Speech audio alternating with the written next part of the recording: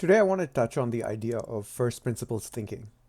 Now, I know a lot of people have heard of this concept. Elon Musk famously talked about it almost a decade ago now. But I think what a lot of people might miss about first principles thinking is that you're not just trying to go back and think from first principles or from the foundations of any given idea. You're also trying to teach yourself to de-link from all of the standard lines of thought or the standard analogies so that you can come to fresh conclusions. And in the process, what might happen is you might end up with potentially uncomfortable, even like dangerous conclusions, things that you might, censor yourself from thinking further about simply because they're like socially unacceptable. But I think a big part of succeeding with first principles thinking is being willing to sit with that discomfort long enough to figure out if you're really onto something. Because if you're closer to the truth than, say, the standard view, then it doesn't really matter that it makes you uncomfortable because that is the future, right? And the whole point of first principle thinking is to get closer to the truth.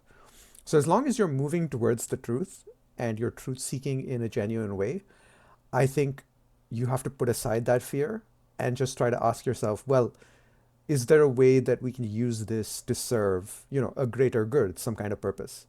Um, so ultimately, my advice to anyone who's engaging in first principles thinking is like be prepared to be surprised, be prepared to be uncomfortable, and just spend the time that you need to really work through the conclusions and see if you can find a way to make use of it, right? To apply it to something, to the problem that you're trying to solve or to the subject you're trying to understand.